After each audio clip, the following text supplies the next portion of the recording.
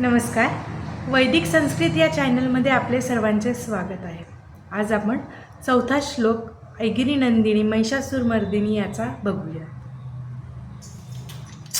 ऐशत खंड विखंडित रुंड वितुंडित शुंड गजाधिपते विपुगज गंड विदारण चंड पराक्रम शुंड मृगाधिपते निजभुज दंड निपाटित चंड विपातित मुंड भटाधिपते जय जय हे महिषासुरमर्दिनी रम्यक परिदिनी शैलसुते आई रम्यक परिदिनी शैलसुते.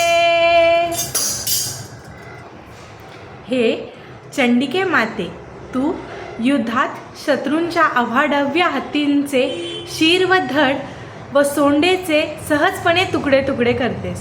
त्यामुळे तू प्रचंड पराक्रमी आहेस हे दिसून येते. तसेच महाविक्राळ अशा सिंहावर बसून सवारी करत असतेस. एक वेळ तर अशी आली की तू तुझ्या बलशाली बाहूंनी चंड राक्षकांची मुंडी चावळलीस व मुंड राक्षसालाही दुसऱ्या हाताने सहज पराजित केलेस.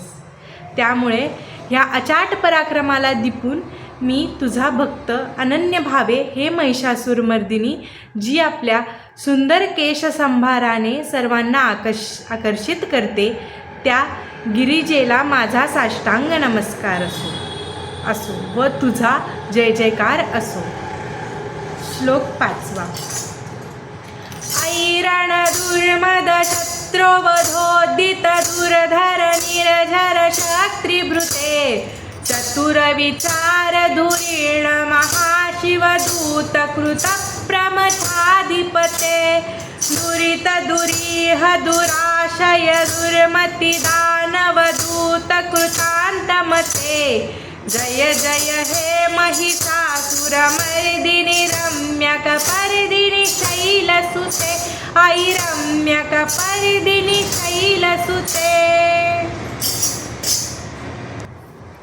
5व्या श्लोकाचा अर्थ असा होतो, युद्धात तू तुझ्या अनेक रूपांची जागृत अशा तेजस्वी स्त्री देवींचे संघटन करून शक्ती एकवटून त्या शक्तिशाली दुर्मद राक्षसाचा वध केलास. किती चतुरता आहे ही तुझ्यात. हे चतुरस्थ अष्टवधानी सदा सावध अशी गिरिजे, शिवालाही महायुद्धात तू तुझे सहकारी पद देऊन त्यांचीही मदत घेतलीस आणि अत्यंत वाईट अशा स्वभावाचे, वाईट कर्तृत्वाने भरलेले, वाईट आशा व हेतू धरून कायम दुसऱ्यांचा नाशाचीच इच्छा धरणारे असे राक्षसी वृत्तीच्या लोकांचे शिरोमणी राजे शंभू, जे तुला कायम यमदूत समजतात, अशा हे महिषासुरमर्दिनीला माझा साष्टांग नमस्कार असो व तुझा जय जयकार असो. श्लोक 6.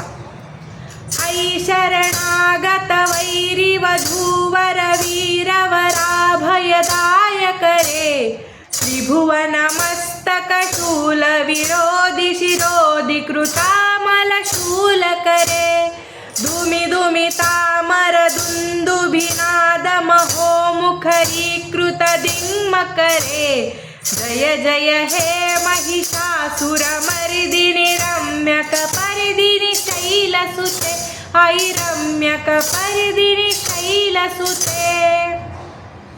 हे आई, तू दयाळू आहेस. पराजित राक्षसांच्या बायका मुलांनाही कोणतेही कपट मनात न धरता, शत्रुत्व कायमचे न धरता त्यांचेही रक्षण पालन पोषण करतेस व त्यांना अभय तू देतेस. खरोखरीच तू धन्य आहेस. कायम कोणी शत्रू नसतो व कायम कोणी मित्र नसतो हे खरे आहे.